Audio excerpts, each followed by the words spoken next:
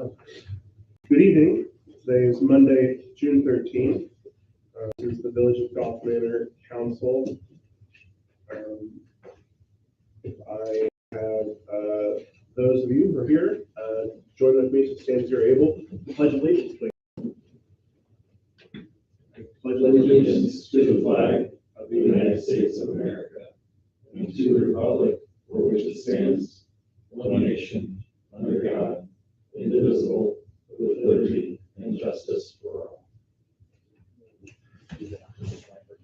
Okay. I am Councilmember Betcher, sitting in for Mayor Densmore and Vice Mayor Cheney, who are both absent. I was appointed Mayor Pro Tem for the evening, so that's why I am presiding. If I may have a roll call, please. Mr. Betcher. Here. Ms. Cheney is absent. Mr. Fisher. Here. Mr. Knipp. Here. Ms. Snyder is absent. Mr. Van Hart. Here. All right. Do I have a motion to excuse Ms. Cheney? All those in favor? Aye. Motion carries. Do I have a motion to excuse Ms. Snyder? Motion. I'll second. All those in favor? Aye. We have an agenda before us. Do I have a motion to set the agenda and adopt? Motion to set and adopt. Second. All those in favor? Aye. Motion carries. Nobody registered to address council. We have minutes from May 23rd to be approved. There was one small change that's already been reflected with the initial opening of Ms. Cheney's excusal by me, not Mr. Hart. Mr. Hart. Okay. If I have a motion to approve the minutes, please. Motion to approve. Second. All those in favor? Aye. All right.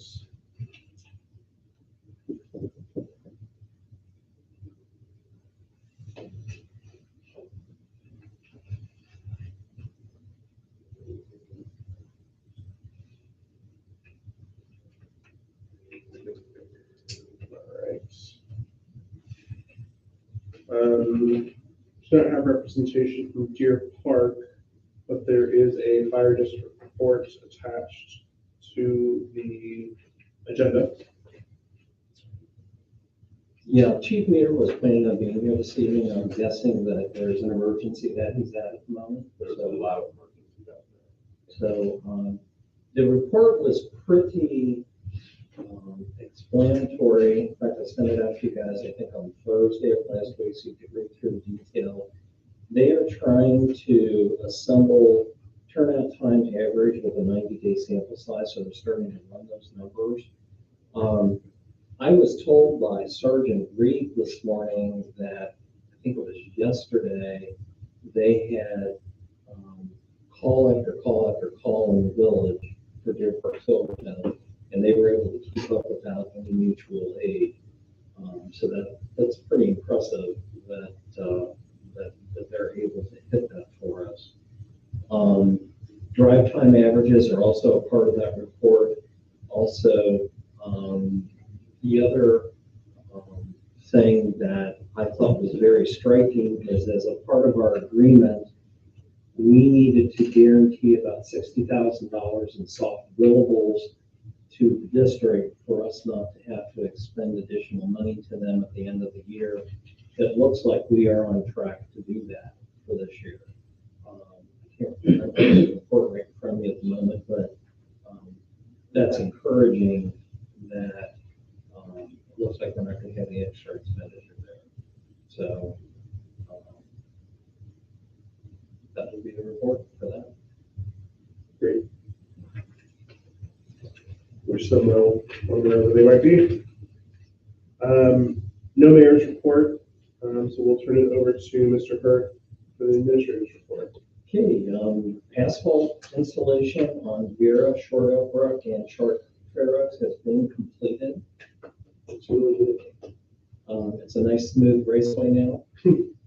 Traffic control devices will be installed as well as signage, street striping, and painting of the light poles in the coming weeks. So we're trying to pin the contractor down as to when that's going to happen, hopefully by the end of June. But we're not giving any specific date yet.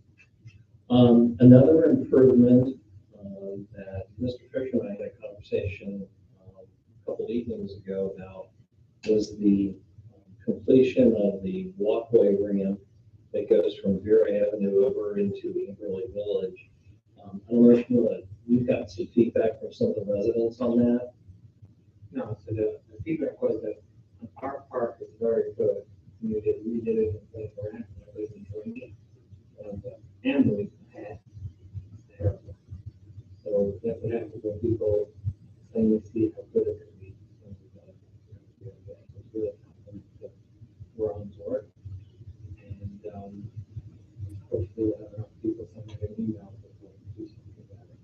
So and all that's left with that is they're doing piano key striping on Vera and the service drive, and then also on that new sidewalk pad that's been poured on the northern side of Sanibel across the street to the southern side where it connects with Manor. So that crosswalk there is going to be back again, which was missed when the Sanibel project was done. The Elbrook Road construction bid acceptance will take place here live in this room on Wednesday morning at 11 a.m. Likely council will be asked to approve the contract for construction of that on July 11th after the bids are reviewed and the administration has devised a recommendation along with the road engineer. This process is open to the public, and the contractors usually are here in person to hear the numbers. This process is coordinated by JMA, which is our road engineer, so it's part of the service that they provide to us. And if you've traveled with Sanibel, you'll notice that the sinkhole at Cedar Brook has been repaired and is complete. Notice, though, that they did not do the entire servicing of that intersection at this point. That'll be done in conjunction with the Englewood, to the Englewood's Canterbury project, which will take place sometime at the end of this year. A reminder that the Juneteenth event, coordinated by residents, will be in the park on Friday, June 17th. It runs from 4 to 9 p.m. Also a reminder that the 4th of July parade and picnic will be on Monday, July 4th. We're encouraging residents to participate. The parade itself is being organized by Sergeant Reed, and the picnic is going to be coordinated by Mr. Clinton. So we thank both of them for their hard effort on this project. Celebration 75, we're still planning on doing September 18th. The steering committee has continued to work on the safety day components. We now have a petting zoo committed, in addition to a band and fireworks. So it's growing exponentially every week. For economic development, work on the 2 property acquisitions is ongoing. We should be closing on those properties by the end of the month, we're hoping. And we're going to start working on the hazard abatements in those buildings.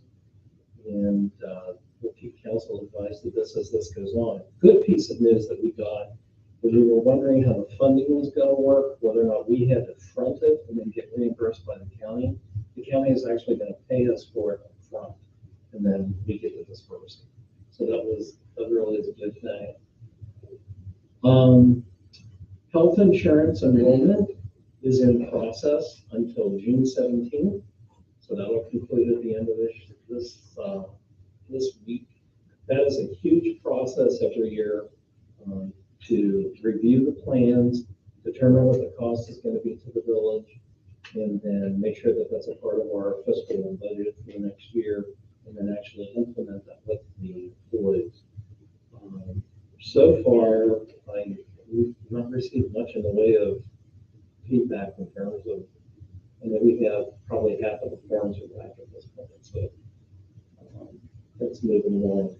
The other project that's moving and working well for us right now is the payroll vendor change. We've done 2 payrolls under Paychecks.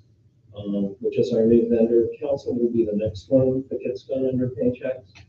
And we're anticipating, I don't think this is going to happen. We wanted to have the time of attendance module up by June 20th, which is the beginning of the next pay period. I think it's probably going to be the following pay period.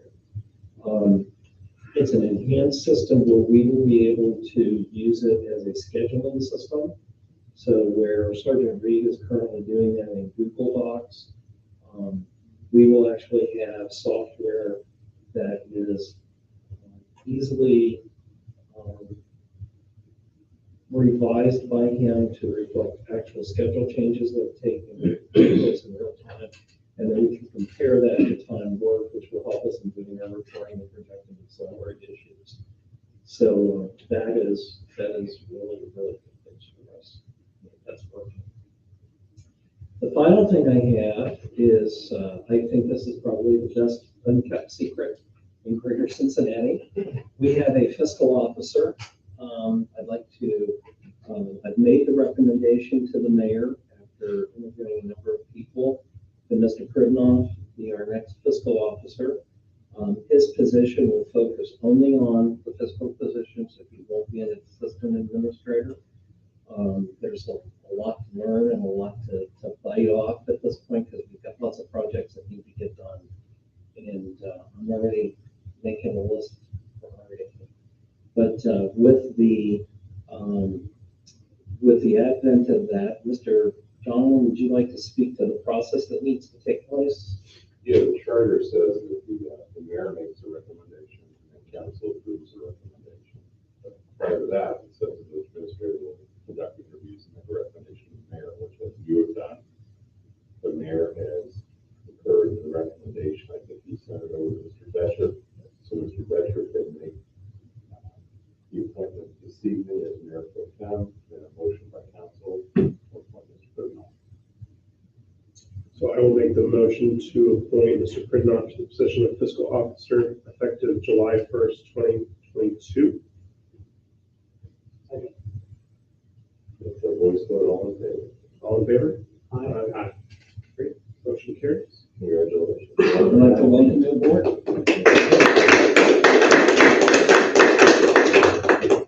So we'll do the July 11th meeting. We'll have more of the details worked out, and we'll do something a little bit more formal at that time. But this is good news. We can start moving on.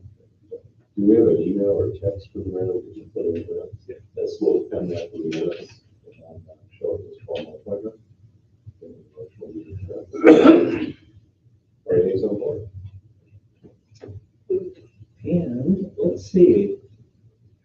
That's the fiscal officer report. Or no. Sorry, that's the administrator report. And I moved to fiscal officer report.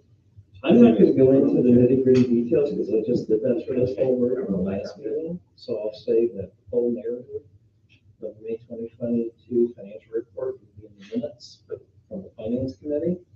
I would note that the village collected $85,217 in general fund income tax receipts in the last month. The total village general fund revenues for the month of May were $141,280. We did receive a refund from RIA in the amount of $6,655, which was a refund of the original $27,787 that we had paid them for their collection services in the past year. The general fund spend for May was $216,785, which was $38,447 more than what was spent in fiscal 21, and that was due in part to our contract with Deer Park Silverton Fire District. So we'll see that continue monthly throughout. And we have requested and have set a Monday, July 11th, 2022, 6:45 p.m. meeting to review the tax budget for 2023. And as I reminded the members of the finance committee, we do need to appoint a board of tax review. I think Mr. Donovan has some comments about that. Yeah, according to our ordinance, which is a mandate in the state of Ohio. We have a 3-person board of tax review that hears appeals from taxpayers. 2 of those members are appointed by council and 1 is appointed by the mayor. We have a request for a hearing, so we need to get that board together. Hopefully, on July 11th, we need council will have 2 residents who they can nominate to the board. The mayor can fill his 3rd position. We got a hearing sometime late July or August on this request. They must be residents of the village. They cannot be an employee of the village. They can actually not be employed past 5 years ago, which may exclude in a strict reading of it, someone like Mr. Marks, who in the last 5 years was an employee as a member of council. It is not heavy lifting. Can't remember the last time we had a hearing. So there might be 1 hearing every 3 or 4 years to listen to the taxpayer and walk through the process for a decision. So you can keep in mind, some people you want to appoint, we can do that July 11th. Get this hearing. So I think Mr. Donald was going to work with the mayor and Mr. Fletcher on filling those positions. They have 2 people. Great.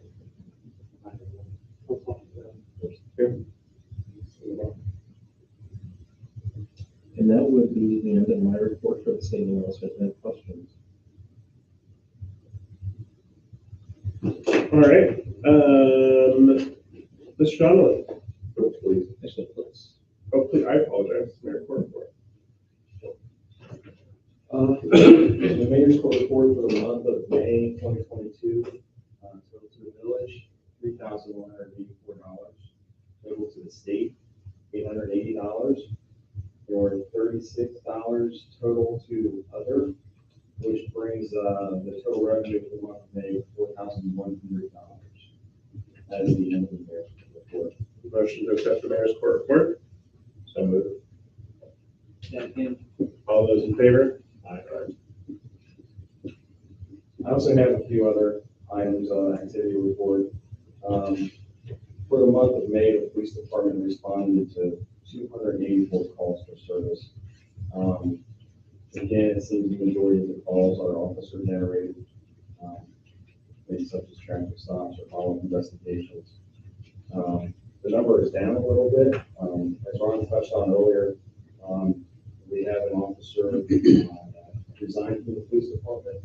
We also had an officer that was injured, while we had another officer who's out on sick leave. So we've been running with minimum manpower for longer than we like. So the activity's not been as high for them. Any questions on that? So we report to them. Chief, did you want to speak at all about the staffing process that we're going through right now? Yeah, we've interviewed several candidates. We like a lot of them. It's going to be up to us to schedule and stagger them in, so we get our positions refilled. We're looking to fill a full-time opening and add back to our group of part-time officers. I'll keep this group updated as we get closer to making his final selections. Also have an activity report. I want to touch on some training the officers received in the month of May. We had officers trained in crisis intervention involving youth. We had a street cop leadership training course that we actually hosted here. Domestic violence training instructor that allows us to train our officers and other officers from agencies, make sure we stay up to date on that. The Chiefs of Service Conference was in May, as well as we sent officers to dynamic vehicle operations. So that's the training we received during that month. The question was asked about Class A dress uniforms that the police department is working on for the full-time officers. We've been working on this for a couple of years.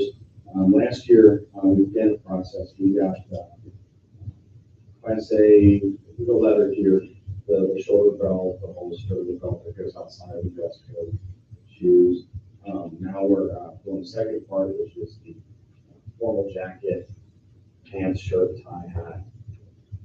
The cost is approximately $530 per officer. This is the uniform we use for ceremonies, charitable funerals, things like that. So we should have those by the end of the year. Takes me to canine deployments. The canine was deployed 3 times in the month of May. 2 of them were on tracking subjects. 1 was on a traffic stop. There were no arrests made during that month, but the incidents that the dog was called out for included aggravated robbery, stolen vehicle, fleeing and looting, and weapons under disability. There was less activity because the canine, he's got an injury to his foot at the nursing, and Forrest was one of the officers that was away for training. So he was utilized less than the previous months. And I don't know if you received the offense activity listing, which is a breakdown of the citations written for the month of May. I didn't see it in the packet. Was it in the packet? It should. Yeah. Okay. So yeah, there were 45 citations issued in the month of May. Looks like the most common was what they were barking and speed. I believe that is all I have. Unless there's any questions. So that was the offense activity listing? Yes. That's the last page of the report. Okay. One side question to this, do you know if there's gonna be a color guard for the Typically there is. I believe there will be. I've not heard that is going to. Yeah, I've spoken to. My wife, being the Navy, she can help get that out. Okay. But I wouldn't be, because I know there's other avenues to have it done, but anyway, we'll talk about that. All right. Now, Sean, return to Shane. Thank you. I want to address the first item on the agenda is revisiting the resolution authorizing a contract with Guyla for repair of the HVAC system. By our charter, specifically section 10.02, when you pass a resolution by roll call vote, there's no second reading. Resolution is only one and done. The resolution takes effect 30 days after that reading unless it is approving a contract done by competitive bidding or if it's approved as an emergency. This particular work with Guyler was not done by competitive bidding because of the need to get it done, especially the service that it is and the long process that we're involved. It was categorized as an emergency, but 5 members of council must approve it as an emergency. If you do not approve it as an emergency, it is approved, but it takes effect in 30 days. So we're in that 30-day window now with Guyler, where their contract has been approved, but 30 days has not yet expired because the meeting was May 23rd. I think Mr. Hurd and Mr. Putoff reached out in the marketplace at the request of council to see if there was any competitive pricing on the system. And is there, I think you said 12? There were 9 vendors that we contacted, 7 declined to bid, 2 are working on a quote. We've not received anything from them yet. Mr. Phillips is going to follow up with them tomorrow to see if there's any additional information.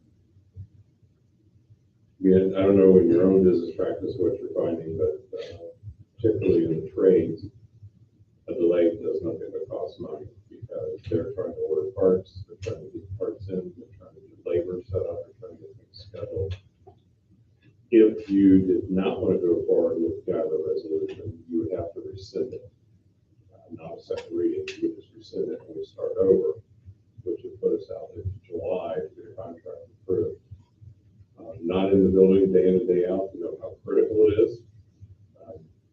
Right now tonight, it is very steamy. Next couple of days, it's supposed to be in the 90s. So I guess I turn it over to you if you feel that we did not get a good bid or there's questions concerning Guyler, if we service equipment for a number of years, your only option is to rescind that resolution, or because the minutes read that you asked for a second reading, I would either ask for a motion to just reaffirm it, so we can go forward with Kyler, or rescind it, and then we'll start the process over. Questions, comments?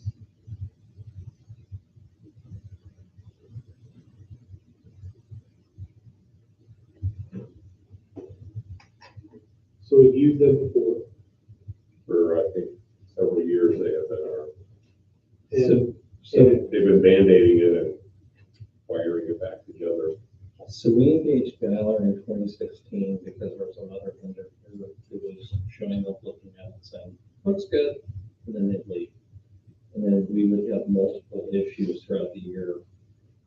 It was even to the point with them that when the power would go out like it did here today, the system would just be down, and then we'd call them back. And that was not sustainable financially to do that. So Dialer has pretty well trained themselves on this system.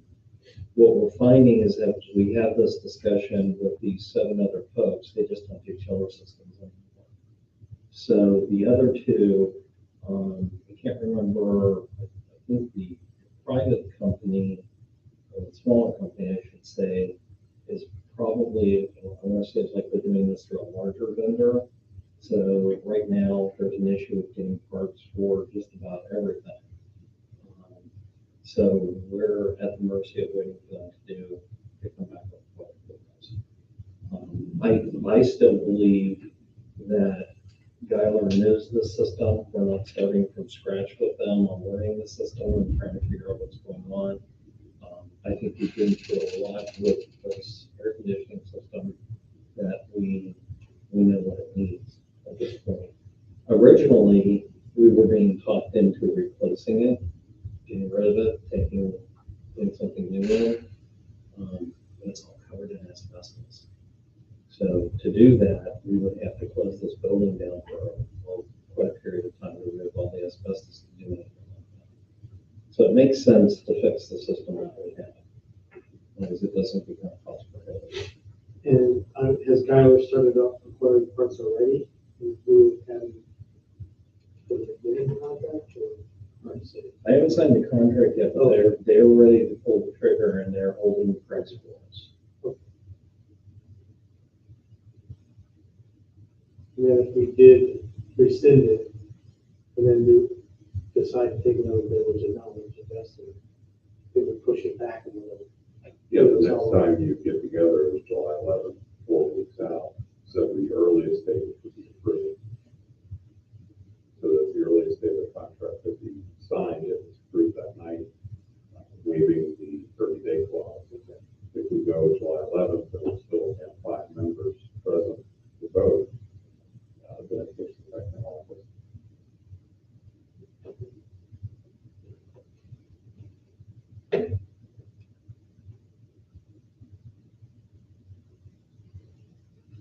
Mr. Fisher, do you have any thoughts? Because you were the primary driver of the competitive, getting some additional bids. I was, we're running out of options.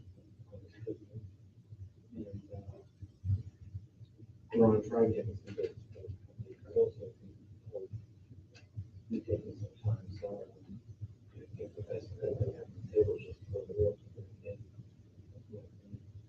So we need a motion to affirm. Just to reaffirm it, because that was the question from the minutes, was were you stalling it for a second reading? We don't do a second reading, but I think it might look better in the minutes to see we just reaffirm the resolution. And then, Mr. Hurst, we still have to wait for 30 days. So another week, 2 weeks, you can formally sign it with Kyler, but you can begin with that process of getting the schedule and making sure that there is a part time to get the work done quickly as efficiently as possible. I'll make a motion to affirm the resolution. Second. All those in favor? I just want to thank Ron for getting, reaching out to them people, doing that. It was our pleasure.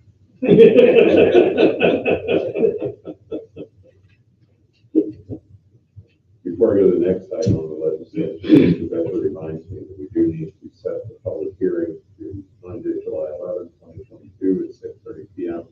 That's on the zoning code update that we have to advertise.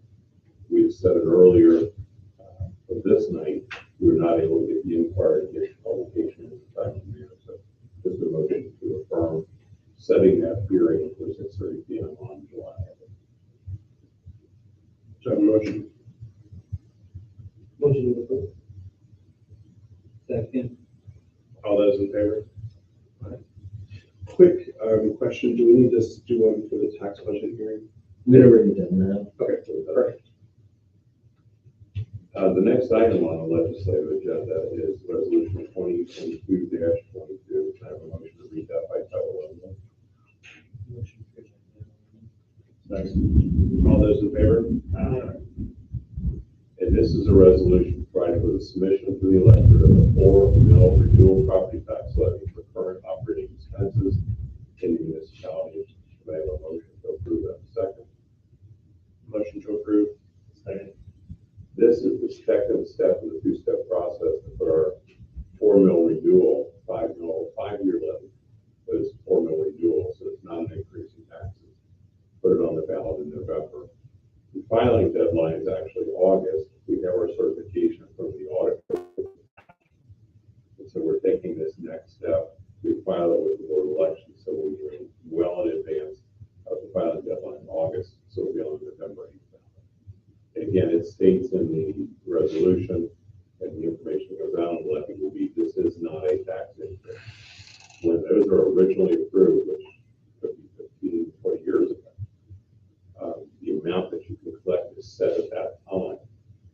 And property values, they go up on assessment, but that levy will not produce more money on old properties. We continue to roll back the effective rate that people pay.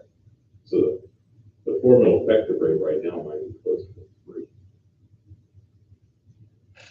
So we are, What's that? we're gonna generate more revenue. No. It's the same amount that we've been generating in the last levy on this particular levy, which is $164,732. So it uses the old, so whenever the levy was created, Use that. uses that valuation and that millage. So it will not result in an increase in taxpayers. I'll make a motion to approve. Second. Then we need a roll call. Mr. Betcher, Yes. Mr. Fisher, Yeah. Mr. Knipp, Yes. Mr. Van Horn. Yes. Resolution 2022-22 passed. Now we have resolution 2022-23. I have a motion to read that by title only. So moved. Second. All those in favor? Aye. This is a resolution amending resolution number 2022-13, authorizing a lease purchase of a service department vehicle. I need a motion to approve a second, and I'll give some background on this one. Motion to approve. Second. If you remember, about a month or so ago, we approved a contract with Solar Ford to acquire a service department truck. The state of Ohio, which runs the cooperative purchasing program, actually suspended most of the program with the pandemic and the supply chain disruption. Solar Ford, which had been a designee under that program, agreed to sell a vehicle for the cooperative purchasing price to Gulf Manor. That resolution approved us purchasing it at $55,000 and approved us finishing out the financing with U.S. Bank Financial. U.S. Bank Financial is typically about a $10,000 semi-annual payment for 6 total payments, or 8 total, 6 total payments. 4 total payments. 6. Okay. So you approve that. As is a problem with the supply chain, and there's a problem with equipment. Ford canceled their incentives. So the price of the vehicle for Ford went up by $4,900. Well, Ford said, I cannot meet that price anymore because we're no longer giving that incentive to Ford Motor Company. Our options is to sue Fuller Ford, say we got a contract with you, we expect the vehicle. Fuller Ford says, we don't have a vehicle because we can't sell it. And we go to court and we find another vehicle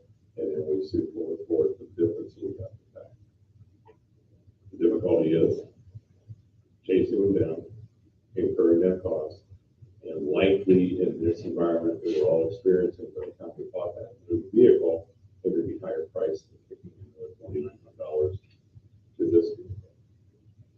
If Fuller Ford was willing to cancel the contract, and they've not said they would not, we're back in position of going out again to find another vehicle.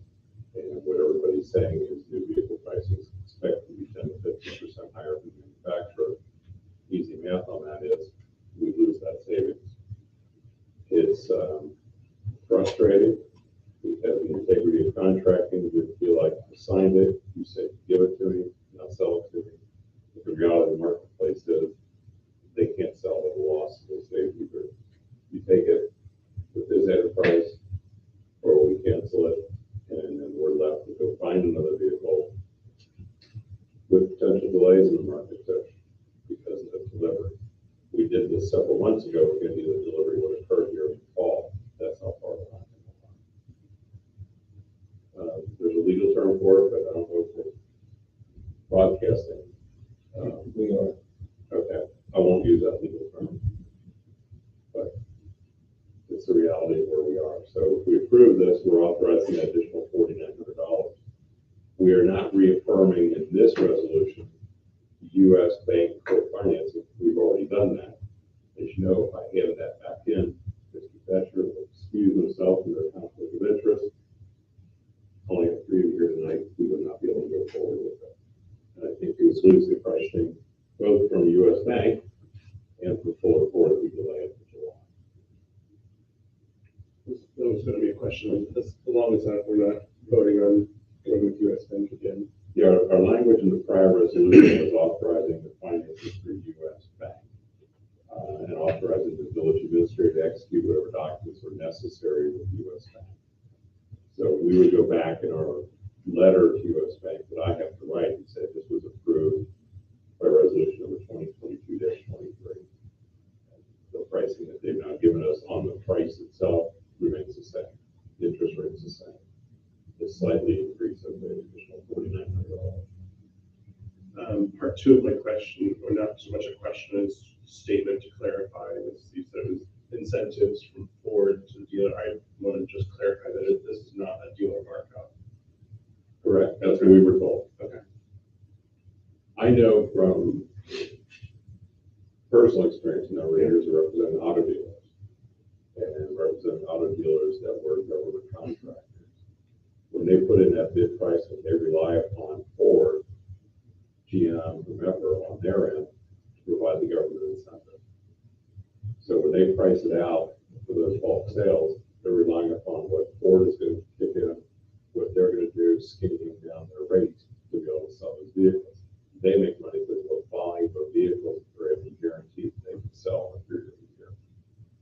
When you disrupt it from the supply chain, or you disrupt it because the state says we're not going to offer the program this year, it has a huge, huge ripple effect. So it does not surprise me that Ford said we're canceling our incentive because our parts costs are up, our labor costs are up. Doesn't surprise me if Ford says I can't give you the deal. I'm making $500 on the deal, and I can't eat $5,000 worth to give you that price.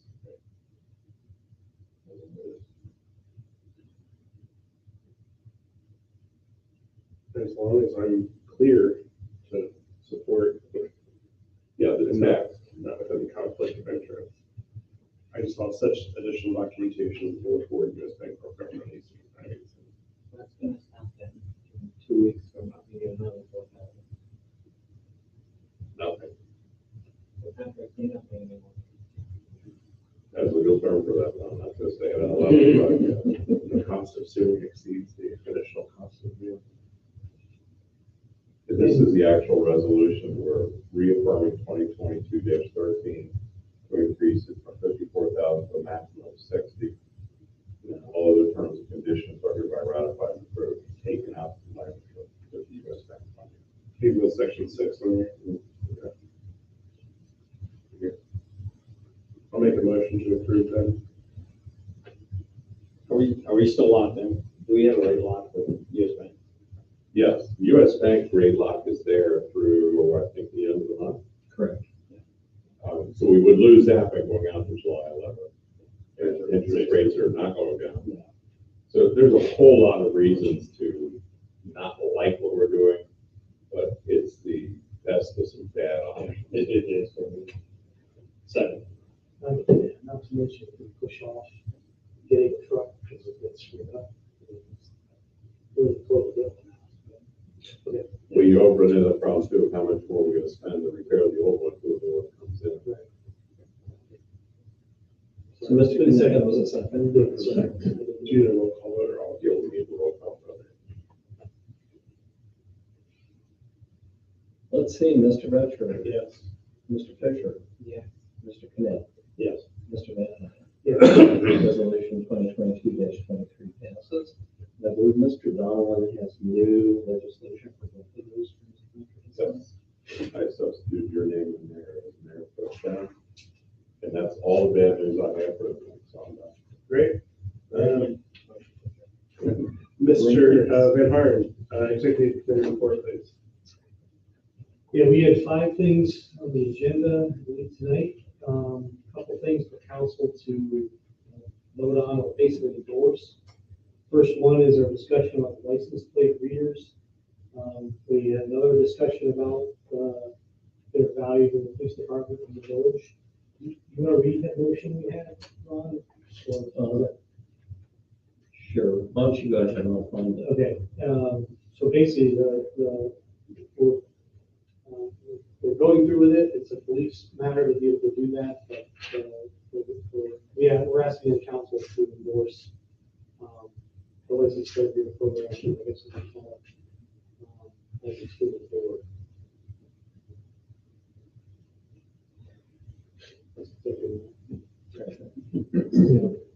That was the document that closed on the electric loss. Here it is.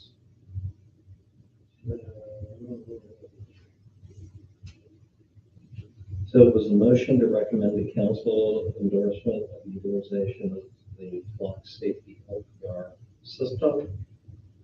That was made by Mr. Knapp, seconded by Mr. Sommerly. All voted in favor. I would note that Mr. Knapp stated that he would like to ensure the council is notified if there's any change in the use of the system and the initial intended use.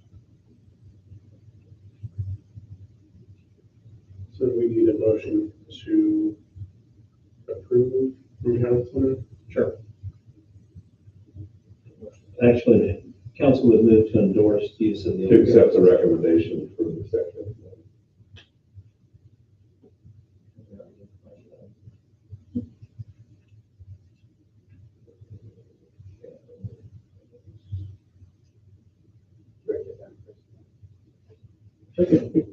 Yes. Still trying. So was there a motion? Motion. I'll make the motion.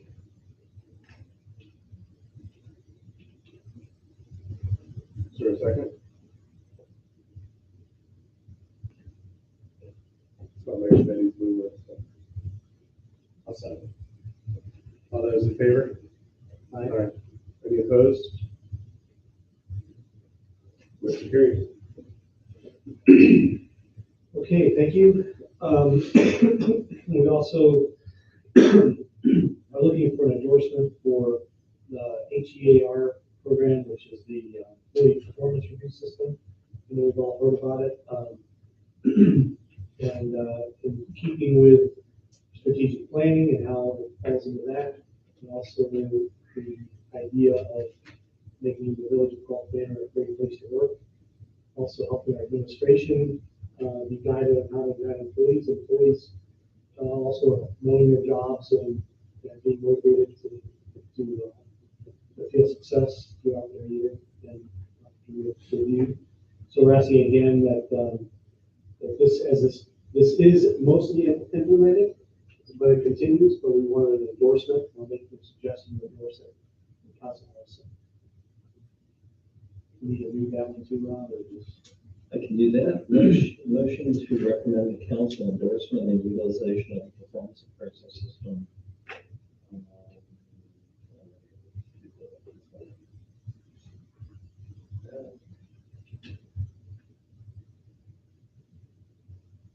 That motion was by Mr. Summerly, second by Mr. Van Horn, all voted in favor. A motion to recommend the usage of Newton, Accept endorsement. accept endorsement. Second. And Mr. Fisher? Mr. Ferguson. All those in favor? Aye. Forgive me, I said it was 5 items, it was actually 4. And the next 2 were kind of covered together, regarding some of the issues we've had with the playground lately, and also how that relates to, and also the parking around the park. It's basically, there's nothing to vote on or approve, but just want to make it aware, we had a discussion, it's kind of ongoing in terms of solving these issues. We discussed generally about adding cameras and signage to around the park, especially around the bathroom, to help maybe mitigate if people know they're there. Something happen. We're going to work with one of the, with Mr. Wilker, Cincinnati Circus, the parking lot that's going to come up, that's upcoming, to see how we can work together to solve some of the parking issues through there. We're going to recommend signs for parking spaces that are just for people using the park. So that will hopefully open up some spaces and some visibility for the park. That was some of the discussion. The police may be involved in anything we can do to help keep that, keep this under control.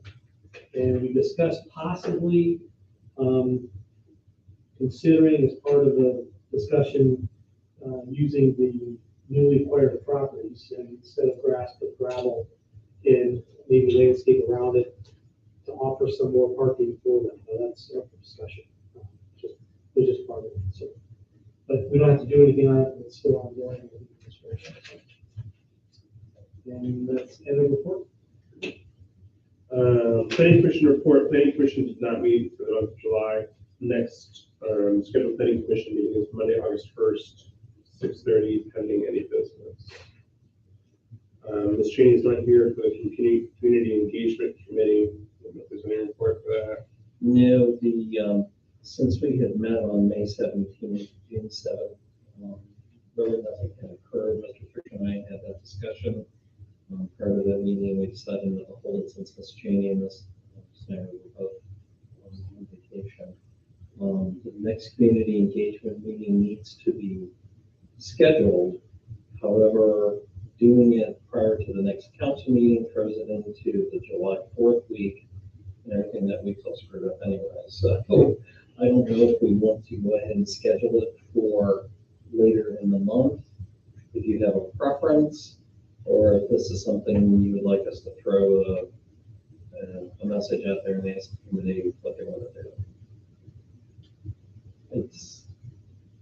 It makes no sense to try and schedule it on July 5th. What meeting was on August 1st? Planning Commission. So if we kept with our normal cadence,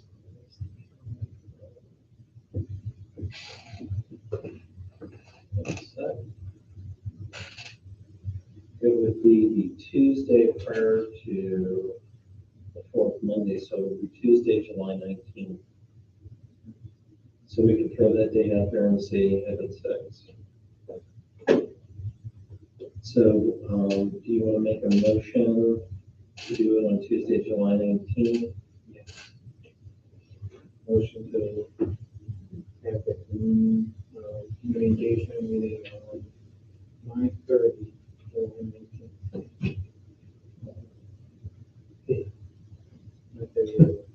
You seconded it? Is there a second? Sorry.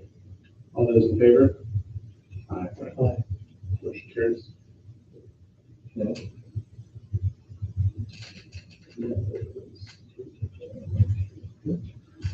Education, Ms. Cheney is not here.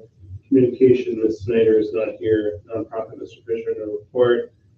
Finance Committee did meet. Ron did a good job of rehashing, basically covered the May 2022 financial packet. The tax budget hearing is July 11th, and then we will set some time. So the list of the dates are there under announcements. Perfect. We'll do it to that, so I don't mess it up. So one of the things that I would request council members do is when we have these dates listed in the minutes, this is a reminder to everybody when meetings are scheduled. And I know we're starting to get into complicated season for holidays and stuff happening, but everybody could just make sure you review that ahead of time. So we've got good dates and we haven't missed something. I know last year, a couple of times we had things scheduled on holidays when we should have done. It all help us appreciate it. Other than that, nothing for finance. Any old business or new business? Announcements are in the minutes, so I'm not going to go line by line on that. Save some time. With that, if I can have a motion to adjourn. Motion to adjourn. Second. All those in favor? Yeah. Aye. Thanks, everybody. Thank you. Ron, you got 2 pieces of legislation. Right. Mr. President.